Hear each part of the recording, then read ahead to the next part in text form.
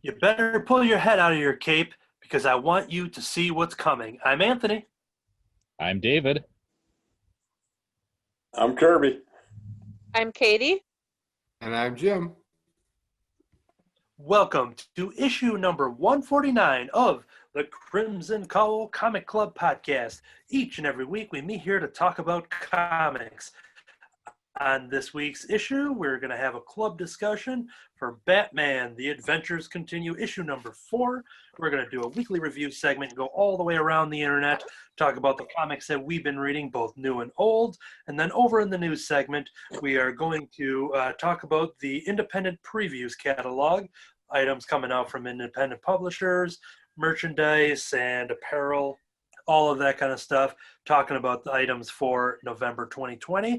And before we get kick this off, it is appropriate that we do have Batman Adventures Continue, because at the day we were recording this, it is officially Batman Day. Happy Batman Day, everybody. Happy Batman Day! Happy Batman Day. Happy Batman Day. Batman.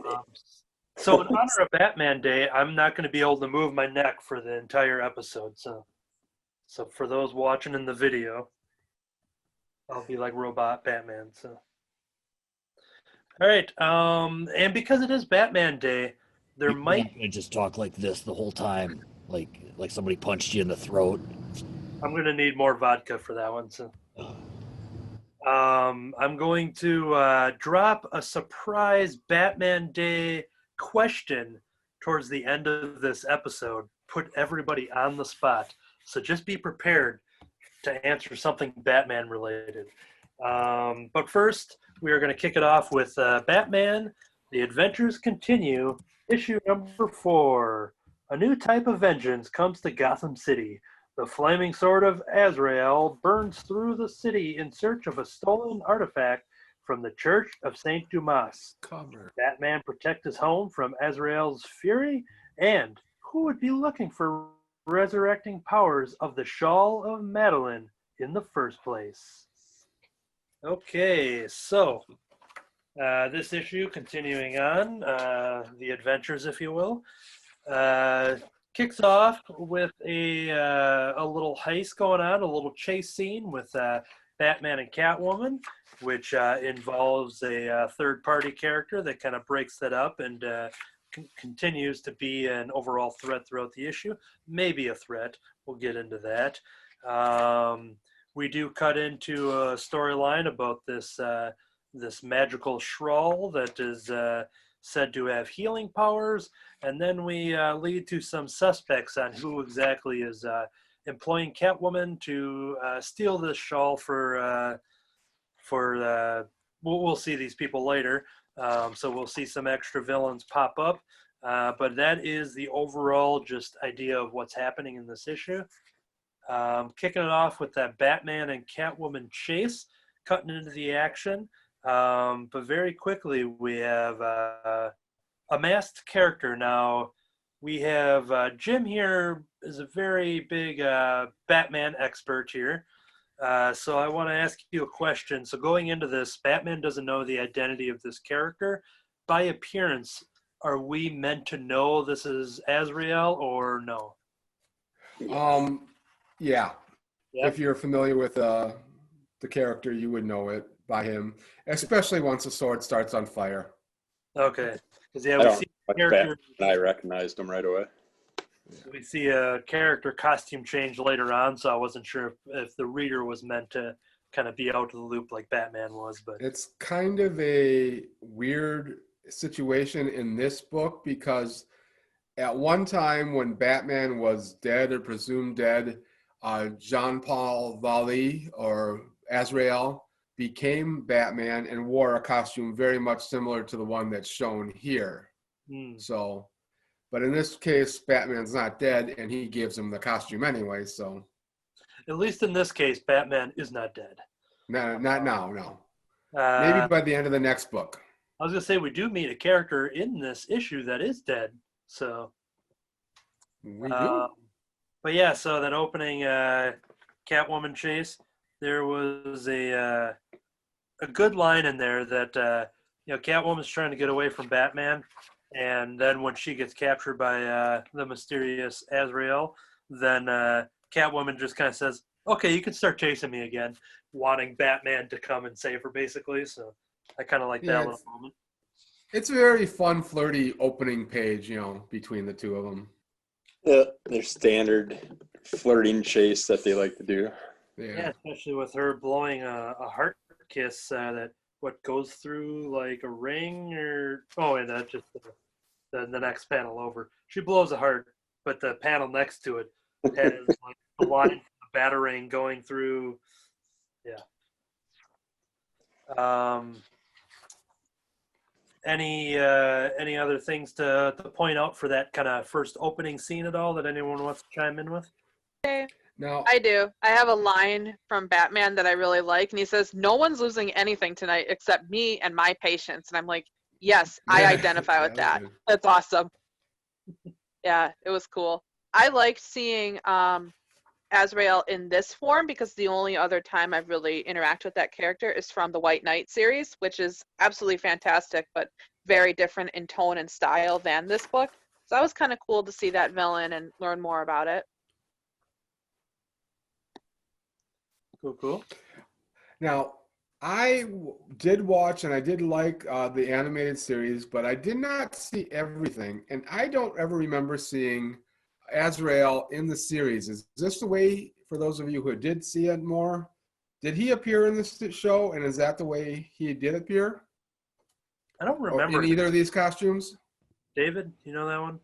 No, I don't think he ever appeared in there. And I didn't read this issue, so okay. Batman's meeting him for the first time in this, right? He knows him. He does know him. Yeah, so I'm not sure. I don't recall seeing him in there. I haven't seen every episode. I've seen probably most episodes, but I don't recall seeing him. I'd have to run in the house and ask other David, because he's got like the complete series on, collected, and he'd probably know, but not as far as I'm aware. But yeah, that cuts into a scene in the Batcave because Jean-Paul finds out that Bruce Wayne is Batman, and they're kind of talking about what's going on with this shawl that they're looking for, with these rumored to have these magical powers of healing. But they're talking about trying to track down Catwoman, but we find out Catwoman is actually employed by somebody else. So that leads us to the Iceberg Lounge, which they talk to Penguin. Penguin is the one that is talking about that he's actually working for someone else too. In this scene, I like to ask our hardcore Batman fans here if this character is brand new, but we meet a character called Mr. Wing. Do we know this character? I've never seen. Did not. He's this giant bird. He looks like an owl bear, a white owl bear. Yeah, there we go. He's like a Sasquatch owl or something. So, but yeah, we meet this Mr. Wing character that is kind of being treated as the muscle for Penguin. So while Azrael goes to chase Penguin and try to get the information out of him on who he's, the buyer and who he's working for, while Batman is fighting this Mr. Wing character. And I gotta say, I like Mr. Wing for the very brief moment we saw, because it's very ridiculous. Well, yeah, I like how he's 2 times the size of any normal human, and all the doorways in Penguin's area are big enough for him to walk through. What kind of a creature is Mr. Wing? I got kind of a Bigfoot Yeti vibe from him. It's definitely not a guy in a costume, so. Yeah, it's not like a rhino situation or anything going on here. But yeah, I'm interested to see if Mr. Wing shows up anywhere else in continuity. Maybe in the new Robert Pattinson movie, Mr. Wing will be one of the many villains. But yeah, we cut to a scene where basically Azrael is holding up Penguin and chucking him off the rooftop, and Batman saves him. But we have somebody who is watching from afar, as we have, and I always have to ask, every time we talk about this. Which Robin is this again? Nightwing. This is Robin number 2, Jason Todd. Jason Todd. I don't Todd, understand so- why Yeah. you're four episodes in and Batman hasn't figured out who's watching him. It's like any other time he can identify someone following him and stuff, but Well, you know, Oh, it's because somebody else is following him, and then Methods and Jason is following them both. So Yeah, there's a lot of following going on in here, and we, as a club, have been following this book. yeah, I don't follow. But yeah, back to the beginning. that cuts to a scene where we have Azrael has found located found a location in which there is a dead body that is covered in this shawl here, and just as he's about to remove it from the deceased body, we see Mr. Freeze enters the story, because that is his wife, Nora, who has died due to the result of him trying to save her, and the whatever he did had the opposite effect, and he's basically using this now to try to revive his wife, but he's being told that it won't work on the dead, and he won't let that just be a simple answer. He needs to see for himself. So, and here again was a little strange to me that he would have Mr. Freeze would have even had his wife buried. You would think he would have froze her in something for any type of future event, that he could have done something to help try and revive her instead of letting her decay in the ground. that's right. There was a small interlude of Alfred, I assume, alerting Batman about a grave robbing that might interest you, and that immediately cuts to the whole. That's who the grave was from, was Nora Freeze.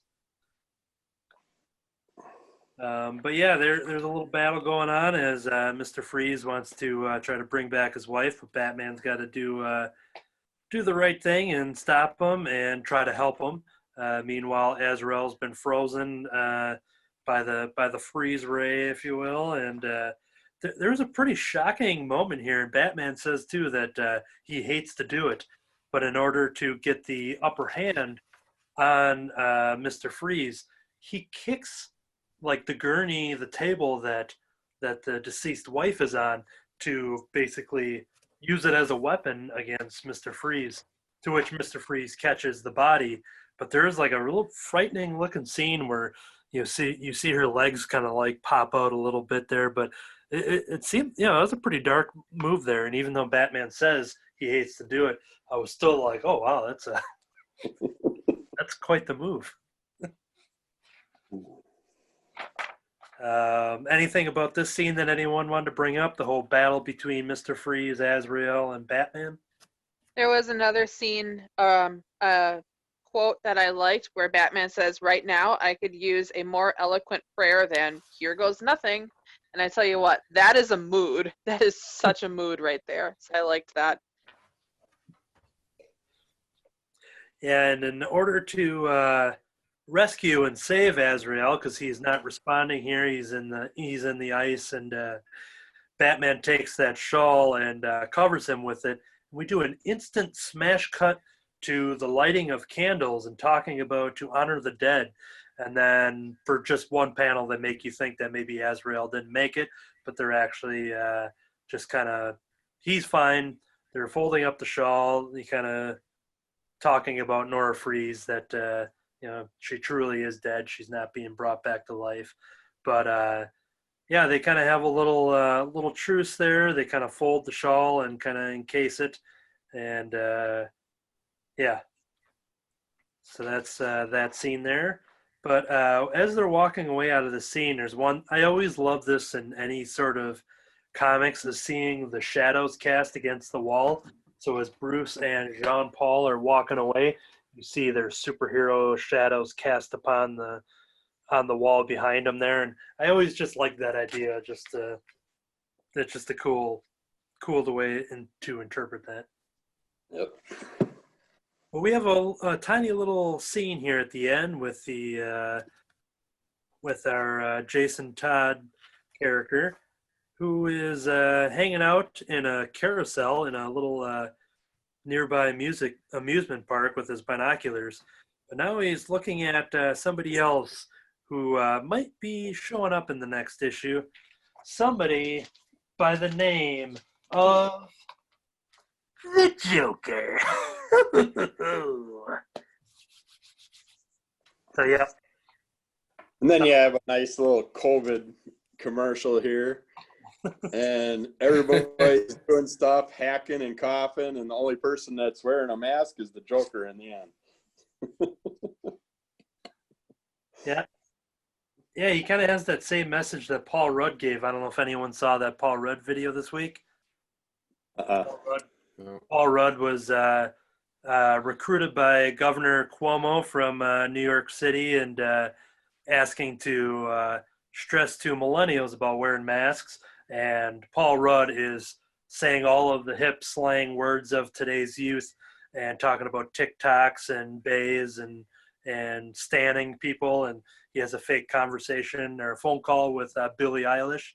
And he's acting all cool and hip and trying to give the message about the importance of wearing a mask. And him and Joker here are actually, you have Ant-Man and the Joker are basically delivering the same message here. So I noticed you're intrigued there, Jim. This is a special, like it's a cardstock cover variant that I found up at Chimera.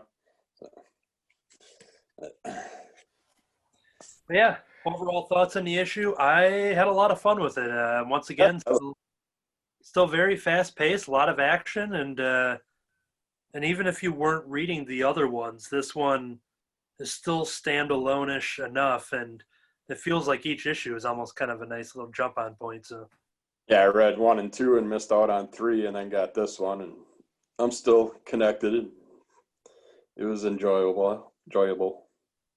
I had fun with this because it did include Mr. Freeze and Nora, and a lot of what we currently know as the canon about those two actually came out of the animated series. So Art of Ice, the episode. Yep. Yeah, very popular episode from that series. Good. Katie, overall thoughts? Had a lot of fun with it. Once again, this continues to be a good series, very accessible, and I enjoy it. I look forward to reading it. And David, even though you didn't read it, how was it entertaining based on our reviews and telling of it? Yeah, I thought it was a great issue. Yeah. Gonna rush right out and get it. The last panel is really cool, and I missed it the first time I read it. I had to, when I looked at it again, first I'll go back out to see where Jason is over here, and then what Jason's doing, and then in the next panel you see Joker watching him in the mirror. Okay. Now, I don't remember how Jason Todd never appeared in the animated series. Right. So I don't know how they're going to handle this because in regular canon, Jason Todd was killed by the Joker. He was the one voted off by fans, killed by the fans. Right. Yeah. Voted right off of American Idol. And when he came back as Red Hood, who was one of the pseudonyms that the Joker had used at different times. So for Joker to see Jason Todd, how are they going to handle that? Are they going to acknowledge all of that history between the two of them? Or I'm excited for number 5 now, so because of that last thing. Yeah, it sounds like they set that up pretty good to confirm that we need to buy that next issue now. So Absolutely. Good. Well, it was great to have an issue of Batman on Batman Day that we all enjoyed. So that's a great way to spend Batman Day, don't you think? Good Batman Day, everybody. It was. I'm glad I was able to participate in this Batman Day. You're always welcome in the Batcave. So. I just can't believe I haven't heard it's Batman Day till now. Yep. It's one of those. Didn't your comic book stores tell you about that? So yeah, the real quick from Challengers Comics in Chicago, they had talked about, because Batman Day is typically around this date, a Saturday in September, towards the third week or leading into it and whatever, and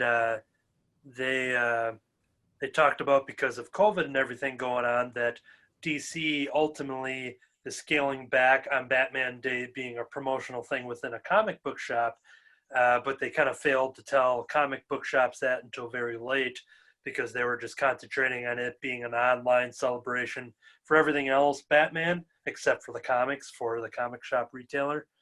So yeah, if nobody knew it was Batman Day, you wouldn't really know that from going to a comic shop. But Now, a lot of the comic shops too, every year Diamond sends them a free calendar, and it'll have all this stuff on there.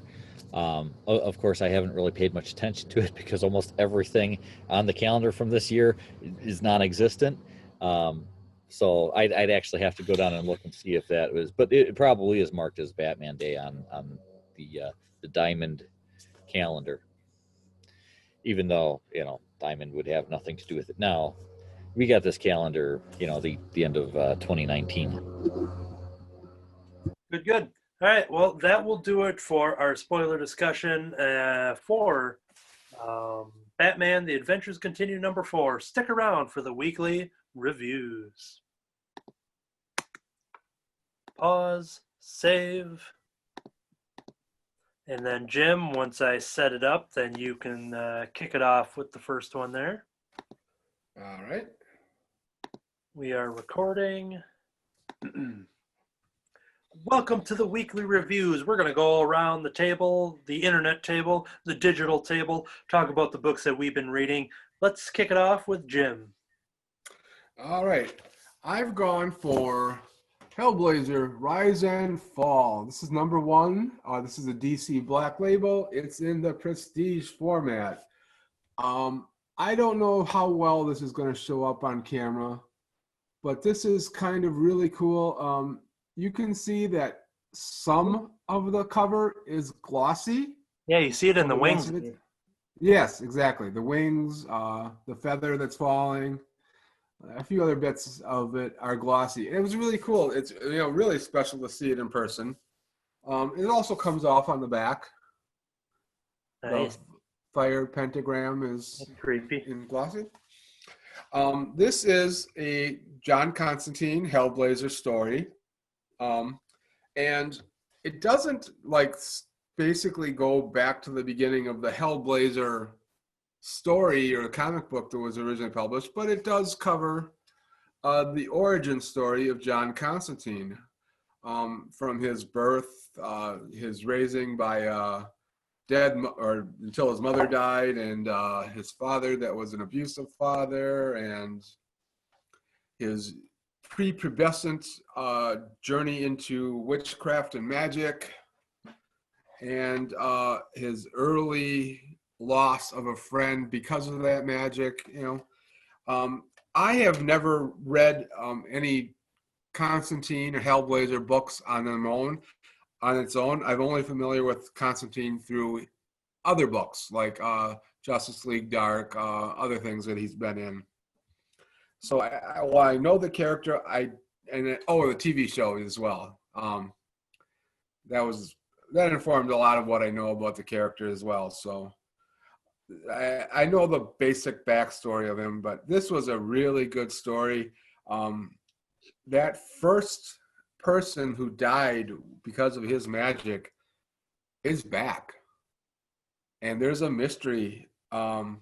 And one of his old friends is now a police detective, and she and her partner get involved in this case. And it is, of course, because it's Constantine, it's set in London. And they are tracking down these bodies that are falling from the sky with angels' wings stitched on their back. So yeah, it's got the magic aspect. It's got his lost in limbo status, because of his magic, and it's got a good mystery. So yeah, I believe this is going to be a 6-issue series. I'm not positive of that off the top of my head, but it's been pretty good. This is written by Tom Taylor, and Tom Taylor is currently writing the DCeased line. He's also written a lot of, I don't think he's done much in the main line of DC, but he's done a lot of like alternate versions of the DC world, such as Injustice and the DCeased line and such. And he's been doing a lot of good with that. So I think this is it seems to be in continuity anyway. It's a good one to see him do something that way. Cool. All right. For my first issue here, this one I was very much anticipating from Dark Horse Comics. This is Spy Island issue number 1. Super Spy Nora Freud, no relation, has a plum assignment. She's stationed on a tropical island. Her mission? Keep an eye on things. Her problem? The island is on the lip of the Bermuda Triangle, where anything can happen. Her other problem? This particular island is a den of intrigue, populated by spies, tourists, and evil villains set on global domination. This one, my attention was drawn due to the writer, Chelsea Kane, who is most known for writing Mockingbird, the miniseries, as well as Man-Eaters of recent. And this is her new book. I was super excited to pick it up. The full creative team is Chelsea Kane and Leah Mitternick are credited as the creators, written by Chelsea. We have cover designer and supplemental art by Leah, artist Elise McCall, colors by Rochelle Rosenberg, letters by Joe Caramagna, and supplemental art by Stella Greenvoss.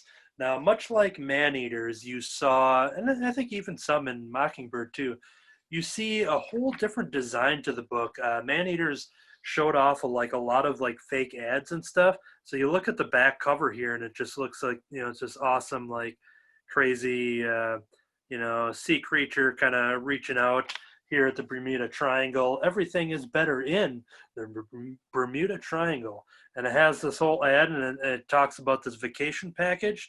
It says your vacation will include exotic marine life, sunbathing, sunken city tours, zip lines, whirlpool surfing, ghost encounters, kayaking, rogue waves, ancient alien burial grounds, traditional dance lessons, boutique shopping, scuba diving, a sunset catamaran trip, kid-friendly sea serpent swims, beach combing for bones, and a breakfast buffet. So yeah, this book is just real quirky from beginning to end. It is a story about this spy who is once again just on this mission on this island. We don't know exactly what the mission is, but it's mostly revolving around the fact that our lead character, there's a real busy double splash page here, is meeting up at this, it's kind of like a little convention, or trying to think of the word here, benefit. It's a benefit for marine wildlife, but it's all populated by a bunch of kind of famous spies within the spy community, which I guess, I don't know if you're a really great spy if everyone knows who we are, but that's kind of like they've all have kind of crossed paths.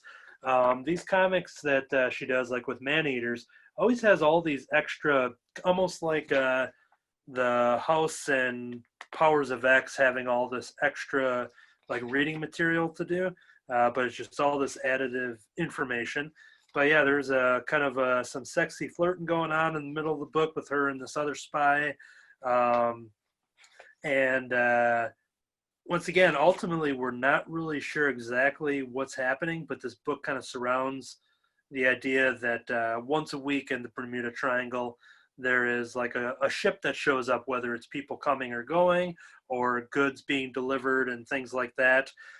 So they're all kind of like on lookout, waiting for things to happen. And there's just a lot of mystery to this first issue, but it does a lot of great character setup. And for those watching the video here, I'll tease this. We're kind of left with this crazy art design page here, underwater with all these. There's just some crazy creature, monster type people going on here. But yeah, there's just a lot of mystery in this book, and I'm digging it. So it's Spy Island, a Bermuda Triangle mystery. It is a 4-issue miniseries. If you like Mockingbird, you're going to get that kind of inner dialogue, comedic humor. You're going to get that throughout the book, so you can kind of really have fun with it while all this dark, mysterious stuff is happening in the main story.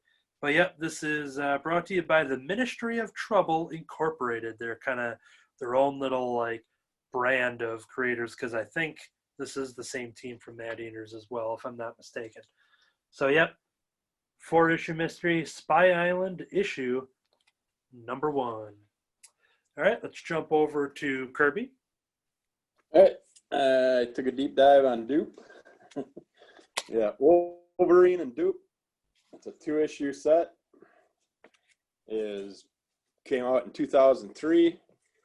The Pink Mink is like a club type place that gets broken into, and even though it's surrounded with all kinds of updated technology and stuff like that, still gets broken into, and then this Pink Mink gets stolen from it, and the collector steals it, which it's not the collector that you think. It's just a collector. Has lots of unique items and stuff that he's collected over the years, but apparently he's just a regular collector, and there are many other ones like him out there. And he steals the mysterious pink fuzzy thing, and Wolverine goes after it, and then he breaks the pink. This is the actual pink mink that comes from the mink. She's a pink character that comes out and surrounds Wolverine, and she can talk to him telepathically, like, and he breaks the pink mink free from the confines of the collector, and things start to happen. Later you see a character named Doop that comes in here and teams up with Wolverine. I don't understand the whole timeline between all this, but they go searching for the collector and the pink mink, and maybe a lady in pink. They don't know exactly what they're after, whether they're after just the furry pink mink or if they're after this lady or who. They don't know how it's all combined, but they eventually find out later on. And both Doop and Wolverine have the go-ahead from their different character franchises that they're working with. They're being told that it's like Wolverine seeing Doop talk to nobody, Doop seeing Wolverine talk to nobody. So their people are saying, okay, well, Wolverine must have Codex, or Doop has Codex, some type of mutant disease, I guess, is what Codex is. And they're told that if he does have it, go ahead and take him out. So they both got the go ahead to take each other out. They both tear up a little bit thinking about having to do that and stuff. And it's just fun seeing how much they like each other and they're working with each other. And then a pink lady kind of seduces one to kill the other, and then you just got to basically read the storyline to see what happens. I don't want to give away what happens in the end with them all. And then for the fans of Dune, there's a little Children of Dune advertisement in there. But yeah, this was a really fun team up. I'd like to see more with. There's all these little pink. All these people get like a pink disease and start to turn pink from the pink lady when she's around and stuff, and they attack Doop and Wolverine and stuff. But yeah, it's a fun team up. They're comedic. they're little buddies with each other and stuff. And as you'll see later on, other stuff I talk about, they do get together, meet up again in the future and stuff. But that was in 2003 that one came out, and it was very fun, interesting read. Oh, Yes. I suppose I do have one other one to throw in with it that I forgot because I was throwing this one together with it. It's A&X Comics. And this one, I've never heard of these before. I just bought it because I seen Doop on the cover with Iron Fist. And apparently they take one Avengers and one X-Men character and team them up together. And they do two little storylines in each issue. And this one was Iron Fist and Doop. And the other story was Loki and Mr. Sinister. Iron Fist and Doop, way better than Wolverine and Doop. I did not expect this. Iron Fist is always more non-comedic, more serious type of character all the time, but him with Doop was hilarious. And these two I would really like to see a 4 to 6 issue series that they come out with, but they're so fun together. You know the writer on that one at all? That was by Catherine Imonen and David LaFuente. Okay. But the writer would have been Catherine Imonen. Okay. But yeah, Jim Campbell was color artist in there also, and Clayton Cowles was the letterer. But the only downfall I have with this, they should just keep it to one team up per comic, because they don't really give you why they're teaming up, and it doesn't give a real finish to the story of each of the team ups. Just kind of gives you like the center part of the story. And so, yeah, I would have really liked to have seen more with it, but I want to find out more about these comics. I never heard of A&X before. This is issue number 5, so Yeah. and that came in 2013. Yeah, so there was the Avengers versus X-Men event as a whole, and then they had all these spin-off issues, and I probably have some of the A+X in which, yeah, they've got the team-ups. I forget which ones, but I'll have to look once I kick it over to the next person. But yeah, ultimately it spun out of the grand event of Avengers versus the X-Men, so. All right, makes sense. But yeah, so I'm going to go double check some of those. We will kick it over to Katie, our Star Wars Jedi ambassador, Katie. Oh, thank you so much. I am really enjoying my new role as a Jedi ambassador. I feel like I'm thriving, and I'm really grateful I can contribute to this community by telling you about Star Wars Epic Collection, The Menace Revealed, Volume 1. Okay, so this takes place shortly after the events in Phantom Menace, about 10 years before the events of Attack of the Clones. And there's a story arc called Jango Fett Open Seasons. And it basically tells the story of how little Jango Fett became the greatest bounty hunter in the galaxy, according to him. And we find out that he was actually taken from his home and made to be a child, freeing himself and kind of taking over the gang that was looking to do bad things. And we see him training in this kind of paramilitary group and end up leading this group of Mandalorians and come face to face with Count Dooku, where the Jedi Council sent some Jedi Masters, including Dooku before he left, to fight this group of Mandalorians, where Boba Fett is the only survivor.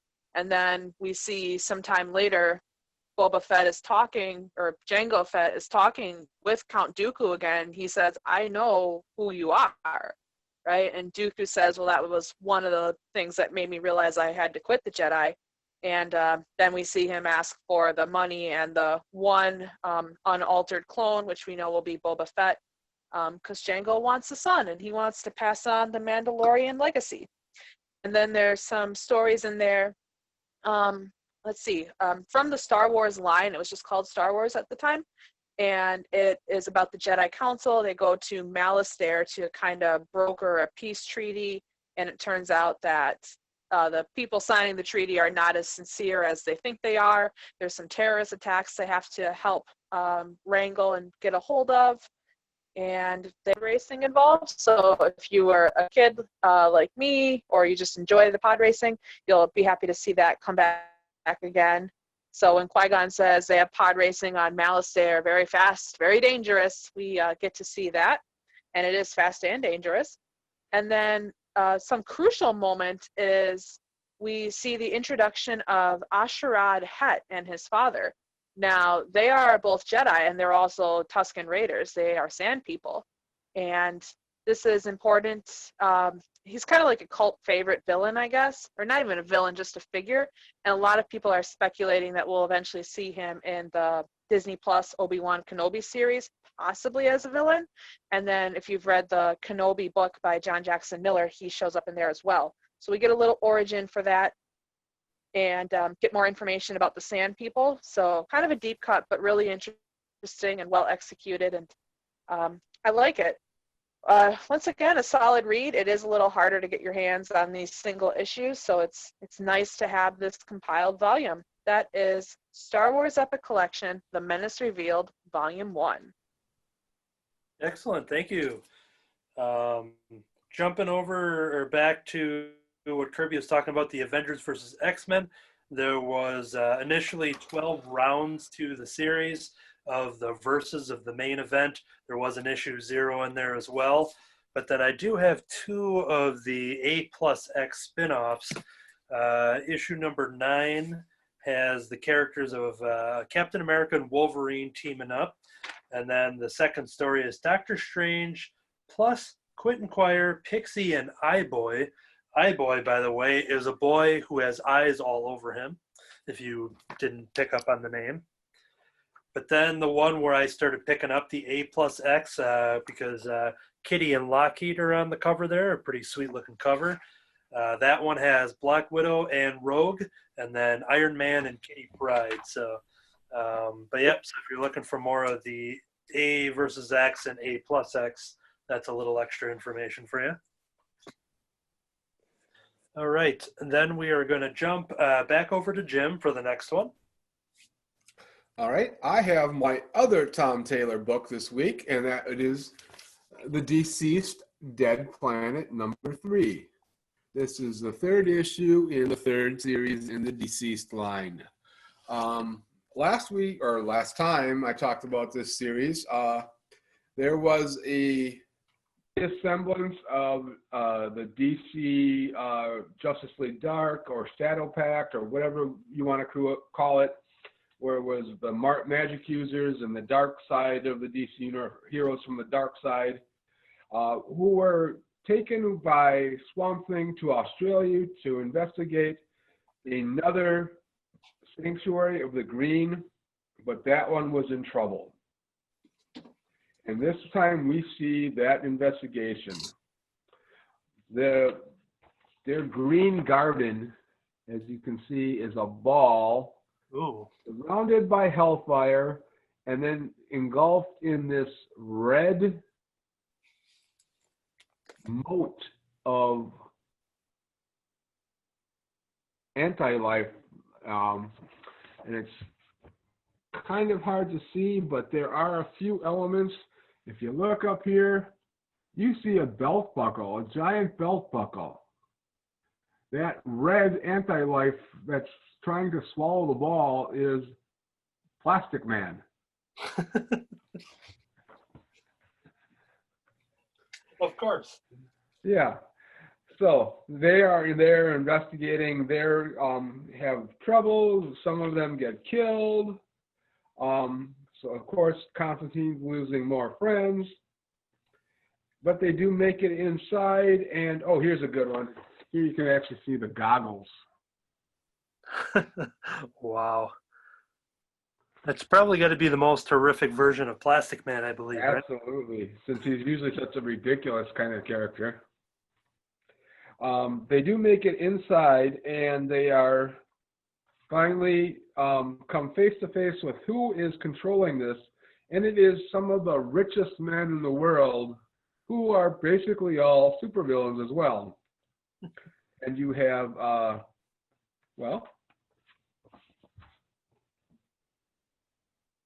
Penguin, Ra's al Ghul, Max Lord, several others are there.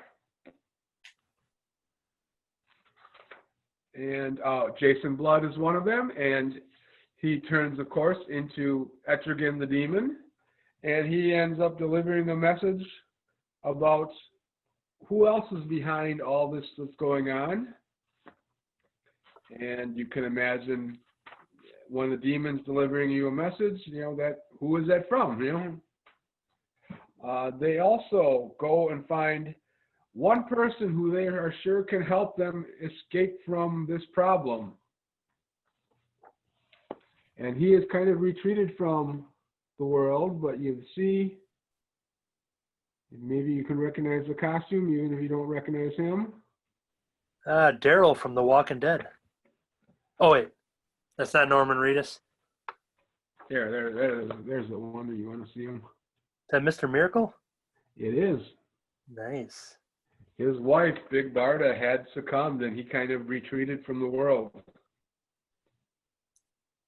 But yeah, so we also see a little bit about the other side when they're in New Gotham, or in Gotham with the other Green City.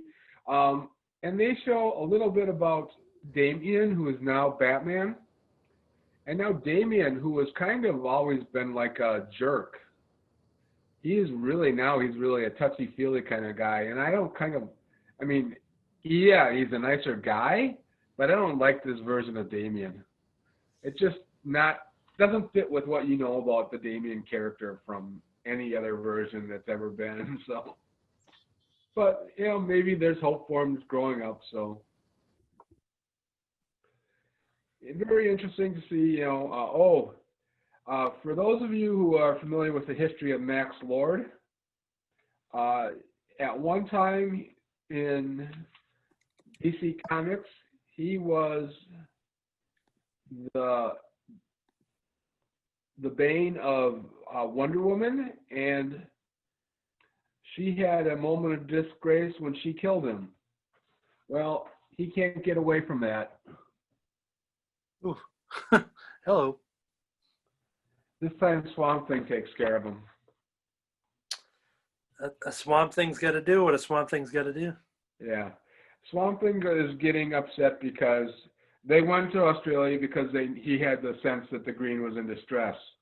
While these rich men had captured the Floronic Man, and they are torturing him to make this green sphere that they are hiding out in. Fun. Yeah. Continues to be a very fun series. And how many issues total is that one going? Do you know? This one is going to be 7, so this is number 3 so far. Cool. All right. I'll kick it off here with my next title, much anticipated, which is, once I get my own screen up here so I can see where I'm throwing it, we have Inkblot issue number 1. Third generation comic artist Emma Kubert partners with up-and-coming creator Rusty Glad to deliver a high fantasy epic. This new ongoing series follows a powerful sorceress attempting to correct her greatest mistake, the creation of a magical cat that can travel through time, space, and reality. The cat threatens to unravel the fabric of the universe, doesn't care, and just won't listen. All right, so with it being a Image comic number 1, this definitely drew my attention. But then seeing Emma Kubert, the third generation of the Kubert family, they have the Kubert School over in New Jersey, I believe. Joe Kubert, Andy Kubert, Adam Kubert, and now you have Emma Kubert. I know there's another one in there that I think is an editor in comics, Emily maybe? But yeah, this here is a fantasy story. I'll say right at the top of the fantasy stories aren't really my normal go-to thing. So the creative team and just the intrigue of that premise is what brought me in. But yeah, we open up and we get a several-page history of this family of warriors and rulers of all these different lands. You get a quick explanation of all these different areas and realities, and you learn about the wars and where these people are, and all of this we find out is because it is being kept on record, being written about all this time by our lead star, which I have to say, do we actually have a name for our lead character? Did we get a name for anyone that read it? I think so. Yeah, I thought the But yeah, well, as we look for that, purpose of science. Or but yeah, she's got a title anyway, the Seeker. okay. So yeah, she is talking about how her family, her siblings, are the ones, these great warriors and doing these missions and ruling these lands, and she's the one that is kind of left there. And you see her in a giant library of books that she apparently has written every one of these books, which is pretty insane. And I think it is alluded to that she's been doing this for thousands of years. Is that correct? Yep, and it Yes. also mentions that the only thing missing from the stacks of books is my own name. Oh, there we go. And maybe from this very book itself, her own name. Maybe that's on purpose. But yeah, we see her kind of writing this latest tale. She kind of dozes off, and there's this epic scene of her kind of spilling the ink wells on her table, and that leads to the magic that we find out in the premise, leading to what we see on the cover, what we see the ink blot of the cat eyes on the back. And this book really kicks off into a crazy adventure of jumping into another world of a land that I won't describe, just to leave some for our readers yet. But we jump into a pretty quick adventure. Is ultimately this tale is about her chasing this other tale that is attached to this cat that she created. But yeah, it is a pretty fun. There's some comedy along the way, and like I said, I'm not normally like a go-to fantasy person unless it has like a dragon, Amelia Clark. This has neither of those. Maybe there's a dragon in the background somewhere, but Yeah. Dragon. I think it's also, on a side note, I think it's very telling about you that when you look at the ink blot on the back, that what you see is a cat. I think that really tells a lot about your state of mental health. Well, it's either a cat or one of those. I think this was in maybe like Super Mario Brothers 2 or 3. There's some of these creepy looking, inky kind of creatures. But yeah, we'll save that for Mario Day. But yeah, I had a lot of fun with this, and immediately I'm like, yep, I need more of this. We have a couple other people that have read it. Kirby, what'd you think of this one? Yeah, like you, in my older age, for some reason, I'm just not into fantasy novels anymore, but I seen this and I just had to check it out because the whole cat with the portal stuff. I liked it, and I liked that it didn't go into some weird time travel aspect of it. It seems like the lands that they're going to be visiting are current lands that are in their territories now. So yeah, it's definitely got me intrigued, and I will check out more of them. All right, Jim? Yeah, I'm going to keep going too, I believe. At least see where it's going. And I don't know as much about this Kubert family as you do, but it's hard to tell when they say, I tried to read about the credits. It says created by Emma Kubert and Rusty Glad. It doesn't actually say who's doing the work of what. And I can tell you, I have those answers. So Rusty is her boyfriend and co-creator. So they both created this idea, and they kind of do it what they call Marvel style. And it isn't. I think there's part of it in the back, but I've watched some interviews with her too. But she talks about how she does the art, gives it over to him to like she does like the pencils, and I think he does the inking and the writing, and then it jumps back to her and she does the colors, and then together they do the letters. So it's literally a two-person team across the board. Even on the cover, they both do the same stuff on the cover. So yeah, it's as 50-50 as anything can get. He does the inking. Does he also do the blotting? Ooh, that's a great question. Yeah, hopefully we'll get some more in-depth interviews to find out about that. But yeah, this is Oh man, I enjoyed it much more than I thought I was. Like right when I opened that first page and I saw the opening kind of Yeah. fantasy, immediately my brain just kind of goes to a certain tone, being like, okay, this is the kind of story I'm dealing with. But I quickly just had a lot of fun with it. So Yeah, I like how they And- jumped into the story quickly and didn't drag it out. Yeah. And going You, through those you first. Sorry, Kitty. oh, I was gonna say you all reminded me of this book. I read it really quick on my Kindle. Kirby, you are 100% correct. This is exactly my kind of book. This is a Katie book.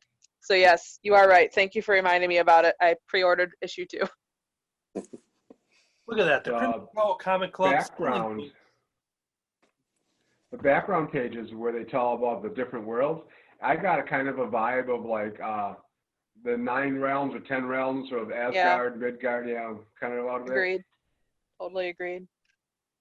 Yeah, and I know there was a second printing being rushed too, so I think overall the buzz for this is pretty high. So yeah, a lot of high praise here for Inkblot, and right down to the design. You see it on the cover here, a little like Inkblot period at the end, but when you look at it in the credits page, it has that Inkblot cat, or what I see as a cat.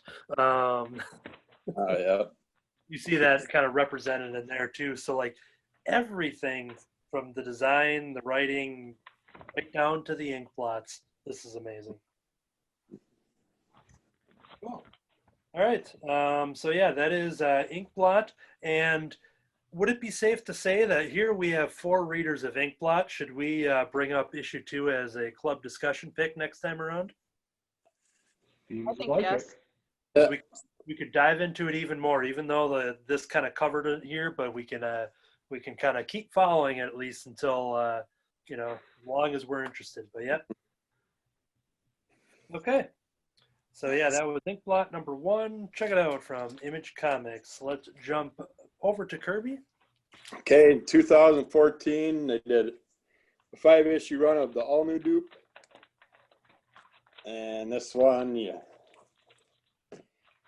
After confessing his undying love, well, first off, there is a green potato-looking thing that lives with the X-Men. He's called Doop. After confessing his undying love to Kitty Pryde, Doop learned how to speak English. It's kind of interesting how he kind of like forced his body inside out, and all of a sudden he could speak English. If you know anything about Doop, he just has like these Klingons type language or some weird alien language and all his word bubbles and stuff. And then as it went on, Doop intervened in the Battle of the Atom to give things a little push, but he's bitten off more than he can chew. He's kind of like searching into his background, his life and stuff. He hunts down his mom to find out what embarrassing story she knows that he's telling other characters and stuff. And after summoning his mama from across the margins, Doop learned a terrible secret. He wasn't created by film director Ingmar Bergman. The revelation sent Doop into a full-on freakout, and only his ex-buddies Wolverine and I don't know how you say it, Taiki or Tiki Alikar could help him out, and he just reverts into tons of, all of a sudden, all these little Doop characters start appearing in all the different realms and stuff, and he tries to find out what's going on, what the horrific story is that his mom's holding back from him, that someone wants to use to hold over his head and stuff. And she won't tell him fully, so she sends Wolverine after him, and Wolverine goes after her and gets the truth out and stuff, but I don't want to give all that away. You're gonna have to read the series yourself and stuff. But yeah, this is another fun one. A little more serious than the earlier ones I talked about and stuff, but it was a good story, and Wolverine does come back into it. I know Anthony read this series. Yeah, and Doop spins out of the X-Force X-Static run by Peter Milligan and Michael Allred. And in one of those issues, I believe, I'm getting it up on the camera here without a glare, they have a Doop translator, which has his language and symbols translated to English. And I finally decided to do it for one of the issues back when I was doing the read of it. And yeah, he said some pretty risque things once I decoded it. And I almost want to kind of do a reread of everything and just have my Doop translator and just read all of Doop's dialogue. So, but yeah, I haven't read any of the Ecstatic stuff yet either, but apparently that is a more risque comic that I'm kind of interested in reading more of. yeah, now's the time to do it because they had promised it for 2020. Obviously, a pandemic happened, but they are using that to get ahead of schedule. So my guess is we won't, because I think December solicitations are out. So we'll probably see it in beginning of next year. But they are returning with more ecstatics. So if you check out, I can give you the numbers on what they are because I know you like buying more comics that I sell to you. So there's a run from X-Force that turned into Ecstatics. And then there was a giant size Ecstatic one-shot issue that they did a year ago or so that teased their up and coming new series of bringing these characters back. But if you saw the Deadpool 2 movie, you would see the character who now his name is slipping, but the acid puking spinning guy. Dang it! I think that was his name. Acid puking Spinning guy. spinning. Yeah. Once they brought in Strong Guy, then they just started that name where it's like we're just gonna describe them and that's their name. I just talked about iBoy earlier, so yeah. Another thing with this run of Doop too, which I really liked, is with the whole proposing to Kitty Pryde thing and stuff. He gives her a ring that's made of rancid meat. Yeah, it was. I remember that one. But yeah, good stuff.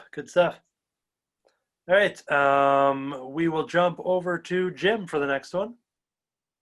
All right, I have another DC title. This is DC's Cybernetic Summer.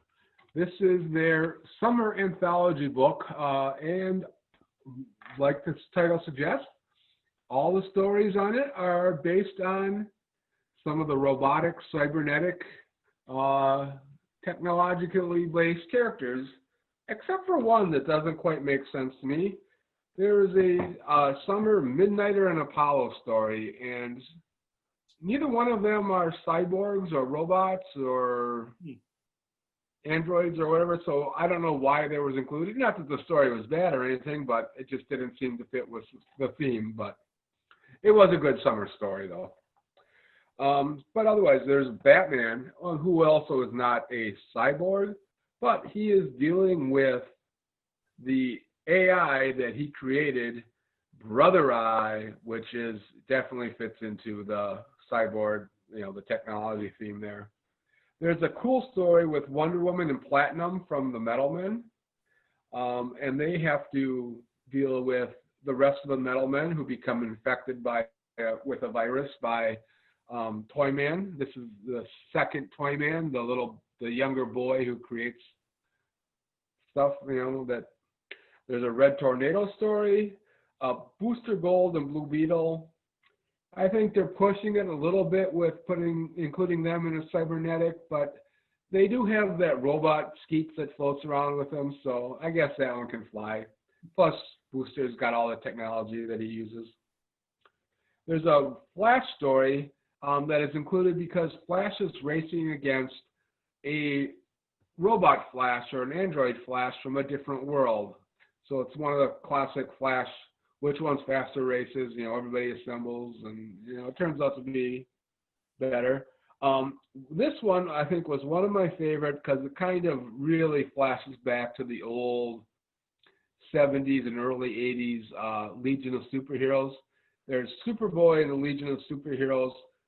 Superboy has to go away, and he turns on one of the robot Superboys to take care of him, take care of business while he's gone, and that robot, as young Clark Kent goes through Smallville, and he becomes enchanted with a young lady from town, and they go out on a date, and then when the real Superboy returns, that robot is like, hey, you're not working right, so he reboots them and turns them off.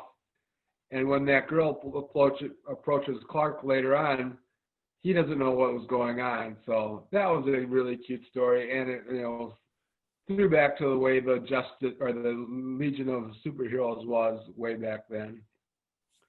Midnight and Apollo are talking. Harley Quinn and Cyborgman are her elderly friend who has so many robot and cyborg parts put in it, are looking for a cool place to spend the summer afternoon.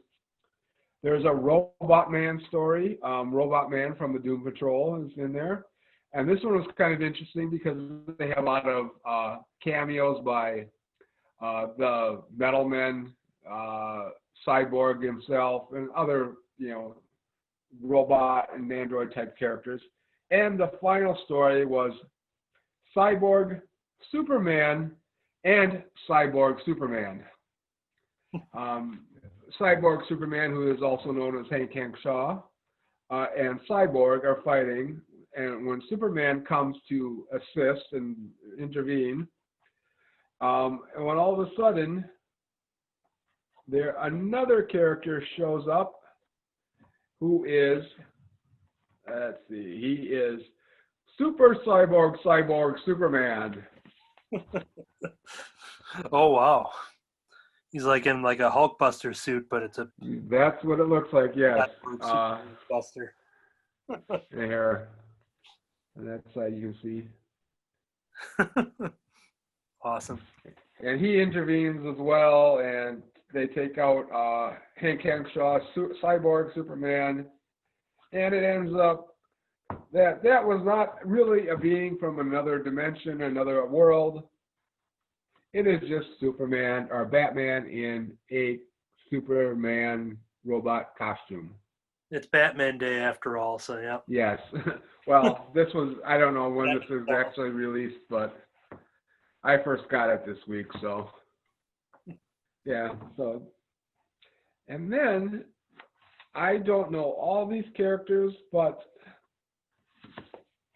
they seem to be versions of characters from a different world. Maybe you can all recognize them, but there's some kind of reverse flat Cyborg Superman at the back. Yeah, I don't know if that's the Earth 3 versions of people or what, but yeah, but again, these are always fun anthologies. You get 10 stories for $10. They're all 6-8 page stories, and they're a lot of fun. Cool. All right, my last title for the weekly reviews here is we talk about DC Comics having Black Label.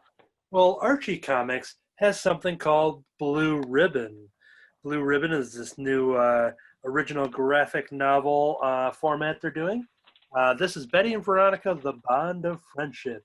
There are a number of truths in Riverdale. Archie Andrews will forever be clumsy and love-struck. Jughead Jones has an appetite that can never be satiated. Hold on. Satiated? I've never seen it or said that word in my life. Thank you, Archie Blue Ribbon. Pop's Chocolate Shop will always serve the best burgers and shakes, and Betty Cooper and Veronica Large. I just saw shakes and burgers, so I'm got food on the brain. Veronica Lodge will be best friends no matter what comes between them. But when career day at Riverdale High has two BFFs examining their futures, they start to wonder just where they'll end up and how their lives may take very different paths. So if you know nothing about Archie Comics, this back cover will tell you everything you need to know. But also, if you didn't read the back cover, you just jump into an original kind of YA younger reader graphic novel here. This is written by Jamie Lee Rotante, who has done some Archie comics in the last handful of years. She did the Betty and Veronica Vixens that myself and Kirby's read some of the Vixens there as well. And this is illustrated by Brittany Williams. And ultimately, this is a really cute story, focusing heavily on Betty and Veronica, as you can tell from the title. But Archie and Jughead have very little to do about this. And that's what I kind of really liked about it, is that I was actually reading and thinking like, oh, are they going to pop up somewhere in the book? And they were, showed up for a little comedy moment here and there, but it focused on the friendship of Betty and Veronica experiencing career day at their high school, which when they stop by each table station, they use that as an interlude to jump to a chapter focusing on imagining if they jump into that field. So there's a bunch of different things that are going on in this book. The prologue sets up the whole idea of career day.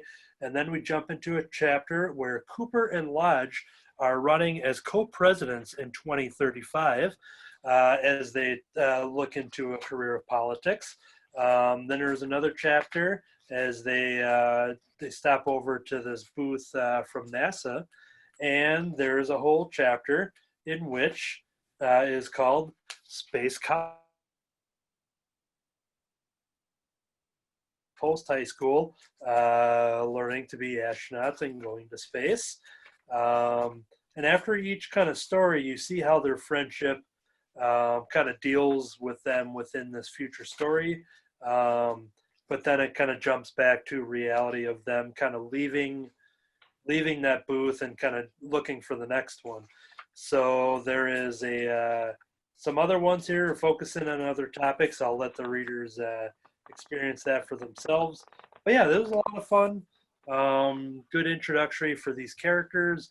You don't need to know anything beyond this. You kind of ultimately just a cute book between these characters here, and a lot of fun. So yeah, this is a Blue Ribbon release from Archie Comics. There was another one that is teased at the end of this book. You get a few, probably 6 to 7 sample pages at the end here, maybe more than that. Might be a 10-page sample. For something that is coming out fall 2020, I have to take a look to see if I somehow missed this because I didn't see it on the list. But this is called Riverdale, The Ties That Bind. And this is branching out of the Riverdale CW world, kind of like a Lost Adventure. They've done some of the Riverdale comics that tie in between seasons or between season productions, but deal within Lost episodes. But this here is a graphic novel tale that is definitely matching the art styles, matching the tone of the mystery from season 4 of Riverdale. Man, are they in 4 seasons? Yeah, I think they're starting up the 5th one soon. Season 4 of Riverdale with dealing with Jughead at his college. So yeah, this is a fun graphic novel, and I hope the Blue Ribbon kicks or is successful, because I would definitely pick up more. So check that out. All right, I think we have one more title from Jim, if I'm not mistaken. Let's jump over to you. All right. This is a one-shot from Image Comics, and it is, again, in that larger magazine-style format, and it is called Hedra. This is a longer book. It's, I forgot how the page count was, but it's probably around 60 or 80 pages. And this is interesting because there is not a single word in this book. It is all done, well, except for like the credits pages, but yeah. It is all done in kind of in this format with all these little pictures, little panels, and in various, just a few colors. Ooh, cool. Black and white with a little bit of yellow, orange, red, pink for accent. And it shows the story of basically an atomic blast that destroys basically the world. And the remainings of the government puts together a spaceship and a lottery chooses who is going to leave the Earth. And that person goes out into space and encounters another being flying around in the vast of space by himself. They both go to a planet and land. And this other being is, while he's there, he kind of crash lands and then is taken out by the native life. Mm.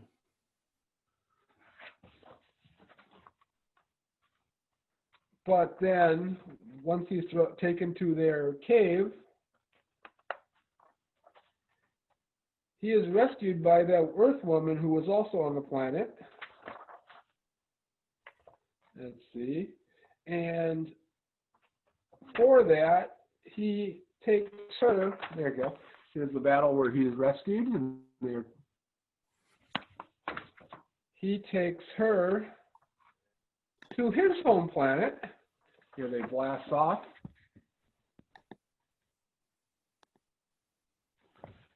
And they get to his own planet, which is this strange planet where everything is made up of cubes. Huh. They go and they meet some other people. And let's see right here.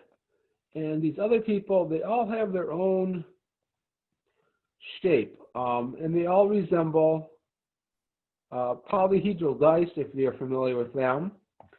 And there is a 4-sided, a 6-sided, an 8-sided, the missing 12-sided, and a 20-sider.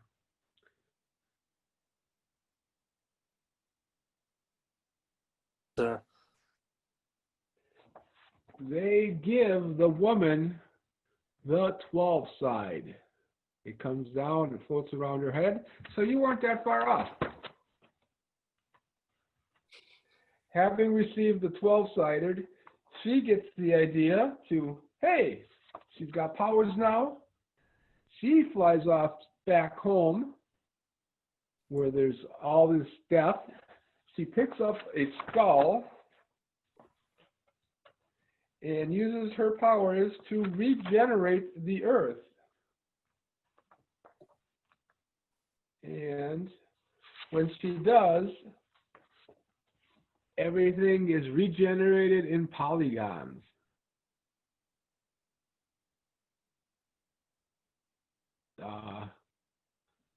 Pentagon. Pentagon. Yeah, the design of this book's pretty neat. It is. It's like Minecraft. So the whole Earth becomes, made up of pentagons, and now it's all, primarily yellows, here instead of red. And then she flies back off into space, and apparently that is what she had. That's where it ends. It's her going back into space. And I would assume that she goes to join the rest of the people in that council of polydrawn shapes, So, but like I said, not a single word. It was really interesting, This was written and drawn by Jesse Lonergan. However we actually decide to pronounce that name. Hope we get it right. You're bound to after a couple tries. Yeah. And I had originally picked this out of the catalog, but then with switching over to ordering from Midtown, I missed it on my order, so I had to wait for the second printing. But I'm glad I did go for it. It was really it's really interesting art, and the premise of not having a single word in it. It was really cool. What the heck, Kirby? Jumping up. giant cat being attacked by cat people. Yeah. So That's that why is my last book for today. All right, and that will do it entirely for the weekly reviews, but we have one more segment and possibly that mystery Batman Day question. Stay tuned. All right. Audio saved. But I hit save as by mistake, so hold on.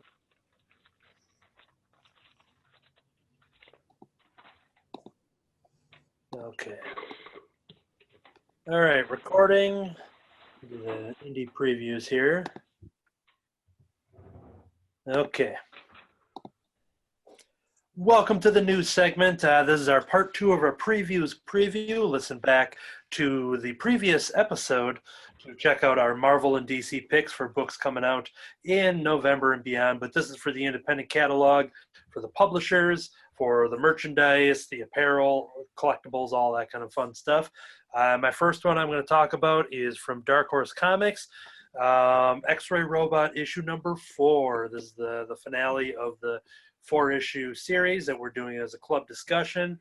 In 2 weeks from the time of this recording, it returns back with issue number 2. So we will be talking about that in the coming weeks for a club pick that we started at the beginning of the year. So issue number 4, get yours pre-ordered if you want to check that out. And it just might be a follow-up issue to some characters, first appearance in a book. So that might be a collector's item in itself, but I don't know much about that. So let's jump over to Kirby. Last month I talked about Chainsaw Man Volume 1 graphic novel. The guy with the chainsaw on his head and chainsaw on his arms. And in this one they have that volume, and they have the second volume in this issue, so that's even a better deal. Cool. Jump over to Katie. I actually don't have any, so I will join in. Okay. Jim. I am looking at, I'm trying to pull up my order here. Oh, okay. Zenoscope has got something that I'm looking into, and it's called the Grimm Fairy Tales 2020 Holiday Pinup Special Cover. Special. So if you're familiar with Zenoscope's line, they have most of their heroes and heroines most of their characters are female heroines that are takes on classic fairy tale characters, and they are generally drawn in a very buxom position, or style. So their holiday pinup special looks to be something quite interesting. Cool. All right. My next is the second in the TMNT, the Best of series, which is reprinting Ninja Turtle comics following each character. They have such awesome cover art designs on this one. So for November is the Best of Donatello. So once we get all 4 of them, they're all going to look pretty nice next to each other. It's kind of a black and white silhouette, if you will, but the white is the color of their, there's white on there too. Let me explain this. It's a black and white type of style, but the turtle, instead of the green, is all black, and then the remaining negative space, maybe, is all of the color of their bandanas. And those cover designs are just gorgeous. So this is issue 2 of most likely 4. So, but it would be a ripoff if they jip out Leonardo and Michelangelo. So hopefully they'll do the other 2. All right, so that is my pick from IDW. Let's jump back to Kirby. Everything will be okay. Hitchhiker's Guide to the Galaxy meets Armageddon. What if every possible disaster happened at once? Would you seek refuge in space, travel to another dimension, or perhaps take your chances with whatever life comes next? And what if those weren't so great either? Follow Anya and her brother Edgar as they try to navigate these scenarios and more while discovering that they may not even be able to depend on each other, but maybe everything will be okay. Maybe. Collects issues 1 to 5. which I haven't heard of that at all until now. So. Cool. And because there was a bit of breaking up, Katie, did you have anything altogether, or just not for that first round? I do have some picks. I just wasn't ready quite right away. Cool. And I'll start. There is from Dark Horse. There is a Dungeons and Dragons and Stranger Things crossover that looks good. The Stranger Things comics are actually surprisingly pretty good. They do add to the show. I've enjoyed them, and I play Dungeons and Dragons, so that sounds like a fun comic. Cool. All right, Jim. All right, I'm going to stick with the holiday theme, and I've got Laurel and Hardy Christmas Follies #1. It's Laurel and Hardy, and I've always enjoyed the short movies that they did back in the day. So, and because it's a holiday theme, why not? Perfect. This one I am super excited for from Image Comics. This is from the creative teams of God Country, the Thanos Win story arc, and Redneck, which is Donny Cates and Jeff Shaw. They have a new series called Crossover. Imagine everything you thought was fantasy was real. And now join us in a world where reality is dead and anything is possible. Donny Cates is just on fire with his writing. Jeff Shaw, great artist. I was going to pick this up regardless, but I happen to know that one half of the Venom Boys with a Z, Ryan Stegman, is doing the cover B variant. And if you look on the cover, you see a person jumping through an explosion, and there's a bunch of comics kind of flying around. And in the bottom right-hand corner of those comics, you see an issue of the character Madman. So if you are Kirby, you're going to have to go buy that issue because Madman shows up at least on the Ryan Stegman variant cover. I have no idea what this series is going to entail on the inside, if it's going to be some weird creative mashup of people that have properties within the Image Comics, because at certain points the Madman character is kind of shifted around publishers throughout his entire creation.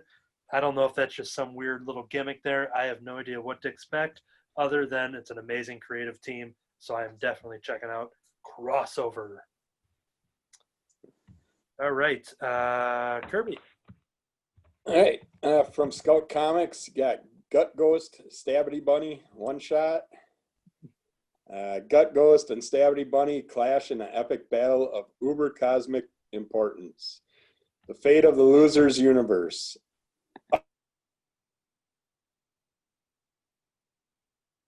You see, there's this broken TV, and well, that would be telling. It's funny, quirky, non-adventure at its very best when your regular Joe everyman ghost meets your average knife-wielding plush bunny. See you there. But I read that one Stabbity Bunny and fell in love with him. I don't know. So I got to read more of this. Cool. Katie. All right, this is a resolicit from earlier in the year, but I really enjoy the Black Hammer books, and we're getting one about Barbalian. It's called Barbalian Red Planet. Jeff Lemire is the writer on it, and it'd be good. A lot of fun. Cool. Jim. I found one from Boom Studios. It's a new series kicking off called Origins. And this is something set 1,000 years after humans are killed off by an artificial intelligence. One man is brought back to life. David Adams, who created the technology that destroyed his people. Now, with the help of the android Chloe, who revived him, David will try to restore humanity and stop the AI overlords he created. So that sounds like a interesting premise. It sounds like restore the life, restore the world, fight against the robots, and the cover looks really cool too. Excellent. Another resolit here. We have Kick-Ass versus Hit Girl. This is a mini-series crossover. The new reboots, I would say the relaunches of the Kick-Ass book and the Hit Girl book, both continuing on from the original Kick-Ass comics, but those characters haven't crossed over. This is a new story arc. I'm going to change my window here. Old allies become enemies when Mindy screeches into Albuquerque to kill the imposter who's been running gangs in New Mexico. And as Hit Girl sets out to avenge Dave and stop Kick-Ass's criminal operations for good, Patience, who is the current Kick-Ass, fights to survive as the target of the best assassin in the biz and questions whether she should ever kill a child to save her own life. I've talked about it time and time again how specifically the new Kick-Ass series starring Patience, who is an ex-army soldier who has taken over the mantle of Kick-Ass, and that book's been awesome. Due to the pandemic, both series had been on pause. This miniseries was supposed to happen earlier, so I think they were meant to just kind of cut to the miniseries and then return back to the other main series. But yeah, I was excited to see this happen because I was a little worried it wasn't going to. So Kick-Ass versus Hit Girl, I think it's a 5-issue mini. All right, Kirby. Maybe someday, Stories of Promise, Visions of Hope graphic novel. The highly anticipated sequel to the New York Times featured Ringo Award nominated anthology, All We Ever Wanted. This new collection presents 26 original stories that will inspire readers and restore their belief that a better world is possible, featuring a diverse array of today's top talent coming together to share their visions of a brighter future. I always like the little groups of lots of artists working together, putting a bunch of stories together. So this looks like one that I could get into. Cool. Katie. Okay, so one of my favorite holidays is coming up, and I'm going to celebrate with IDW Star Wars Adventures #3, the Life Day issue. So, I unironically enjoy Life Day. Like, I legit enjoy it, and I think it's cool and funny that they are doing a Life Day issue of Star Wars Adventures. And for anyone who can't stand the thought of Life Day, I do want to point out that the Star Wars Adventures are generally considered not canon or not to be taken too seriously. But Star Wars Adventures #3, Life. Yeah, I actually I dip in and out of Star Wars Adventures, and I didn't know that existed, so I'm glad we do this because I am going to be adding it to the cart right now. Cool. Groovy. Jim. Yeah, my last pick out of this one is not necessarily a brand new, but a new sequel series, kind of, from Mirka Andolfo's Unsacred. Damon and I were both reading this. I think some others had it as well, but this is the cartoony story that she told of the angel Damiano and the angel, his wife, angel, as they got married and had children. This is the new series, Volume 2. It's kicking off with a brand new #1. Cool. My last pick here is not a comic book, but instead it is a Stan Lee Mego figure, the classic Mego figures, the kind of, maybe 8 or 9 inch dolls. I have one that had come out in the past, but they're offering a new outfit one, and they might be easier to get because now you can pre-order it at a regular price instead of grabbing one of these old ones. So anytime there's a Stan Lee action figure, I'm always jumping to add another Stan to the shelf. The only thing that I'm demanding out of these toy creators and the Mego companies and everything, we have a lot of Stan ones. Let's get some Jack Kirby merchandise. I don't know if there's any hold up over at the Kirby estate. I know they're all pretty forward with advertising and keeping his work alive with their YouTube channels, and they've got these Kirby artwork mystery boxes and subscription art boxes and stuff like that. So I don't know if there's just some legal thing or simply they're not being asked to get Jack Kirby action figures, or maybe they don't want action figures of their grandpa or anything. But I do, and I think that's what's important. So let's get some Jack Kirby Mego action figures, and that is my advertisement is for the Bill Stanley. Finger ones too.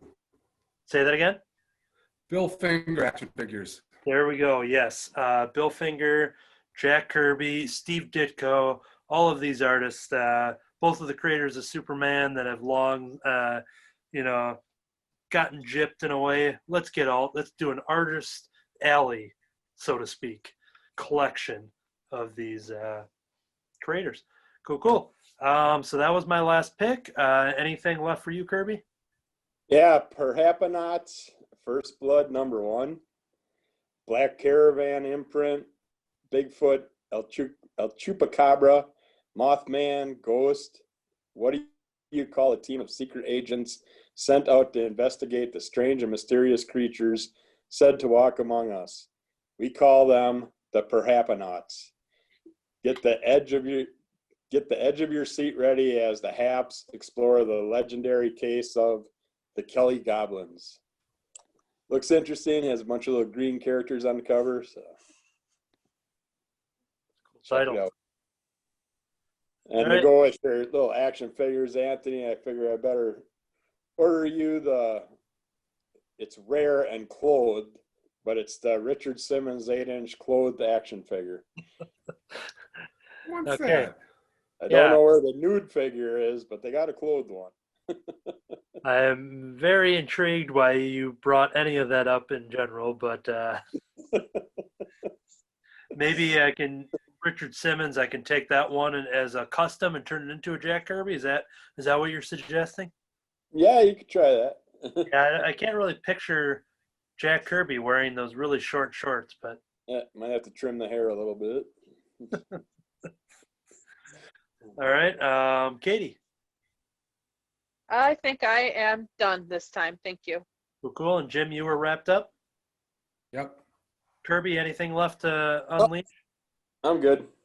Okay, well, this is normally where we'd end the show, but you know what? We are recording on the actual day of the Batman Day. So I'm just going to throw out this random question that I prepared for myself, and none of you guys know, but I will go first to kind of buy you some time. What is everybody's favorite version of Batman, maybe thing of Batman? Let's say you just really love the comic line or a certain movie, maybe a cartoon, or you just like action figures of Batman. And this doesn't have to be the definitive answer. You can change your answer right after this recording if you want to. But as you think about it, I will tell you mine. I think Batman Returns, the movie, is what really just it's my favorite thing of Batman. I was in second grade when that came out. I didn't see it in the theaters, but I remember being excited to get the VHS copy. My mom was going to go get it. I remember every time I watch this movie, and I just watched it recently, every time I watch it, it just takes me back to the living room setting. I remember exactly the mood. It was like 9 a.m. in the morning. All the shades were closed and it was real dark, and I was just waiting. My buddy Noah was over, and we were waiting for my mom to get back because she was going to buy that VHS copy first day of Batman Returns, and we had never seen it. And just everything about that just kind of transports me back to that time. And for the movie verse, at least of the 90s movies there, 89 through like 96 or 7, it feels like it's still grounded in some realism, but it started to add in the goofy and the silly before it got really goofy and silly. So it was that perfect middle ground of including both of the things I love of Batman, of the darkness, including with the Penguin portrayal and all that kind of stuff, but then just adding the absurdity and the comedy and all that kind of stuff. So Batman Returns, I think, is my favorite Batman thing. We will jump to Kirby, but for David, I don't know if you heard any of the question, but you can we'll catch you on the next round to close it up. what is your favorite Batman thing, whether it be a comic, a movie, a cartoon, an action figure, and just whatever. So let's jump to Kirby while you sit there and stew up your answer. Kirby? My favorite Batman stuff would have to be the Batman Scooby-Doo crossovers. It's always fun and hilarious when I see them in there, and it always brings in like the Joker, Harley, stuff like that, all the Penguin, all the different characters with it, along with it and stuff. And I always enjoy watching those. And you get Scooby-Doo, so it's like a perfect answer because you get Batman plus something else. Super bonus. Awesome. Katie? All right. So a Batman that has made an impression on me lately is the Batman White Knight line from the Black Label books. I've just really liked those. They made Batman feel accessible, where like I don't know the full 80 years of history of Batman, but I know about him from pop culture. And I can enjoy those books, which are serious and create, I think, an important story without having that, and still feel like, yeah, I'm not getting shortchanged, or I am not having to read something that is below my level.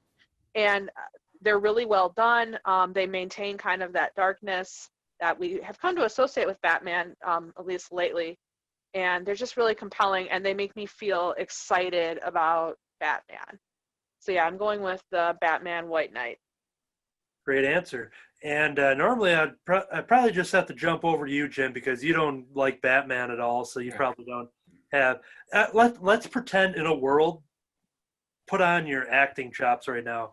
If you had to pick, what would be your favorite Batman thing?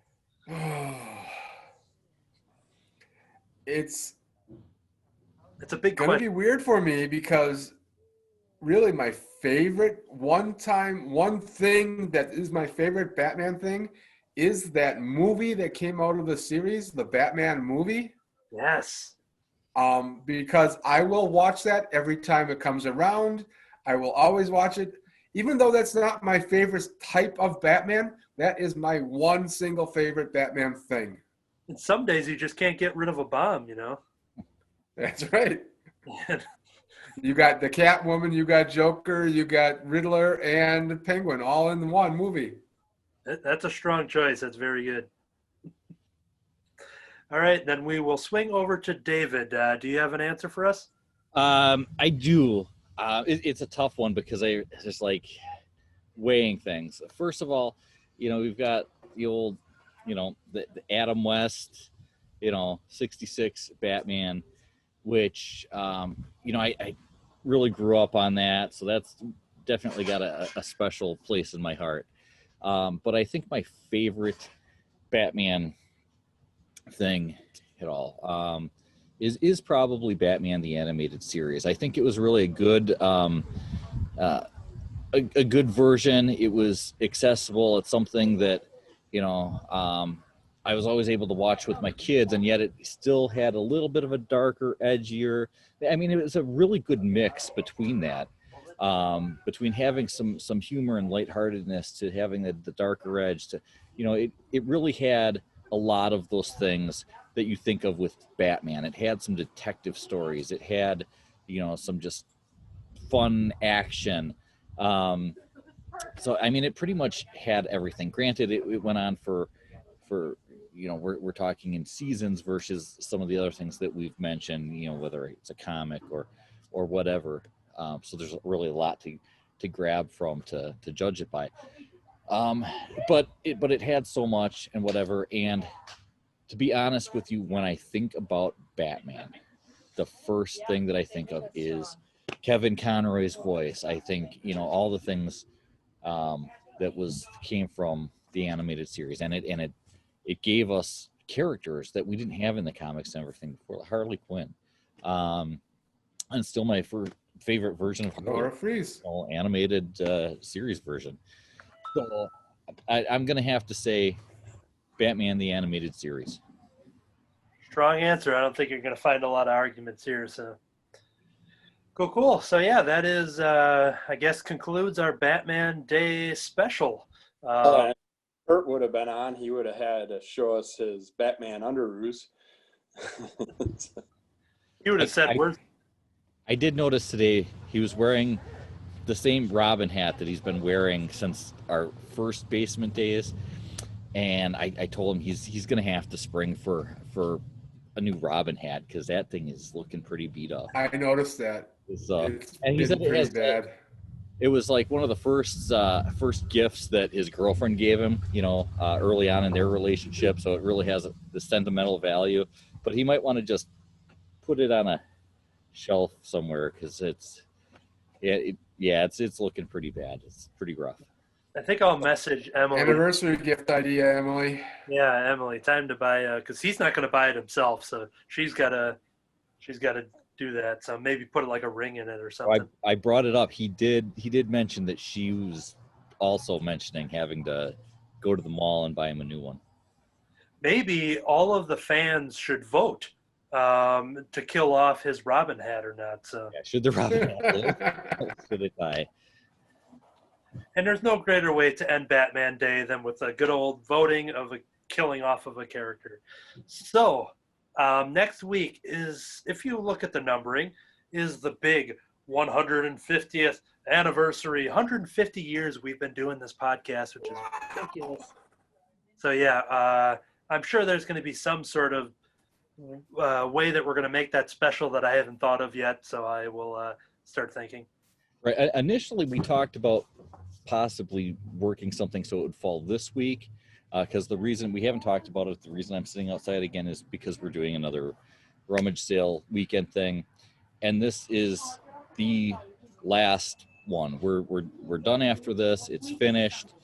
So this is the official, more or less the official closing after the official closing of Crimson Cowl Comics and Collectibles. And so it would have been fitting to do kind of an anniversary one, but this is like before.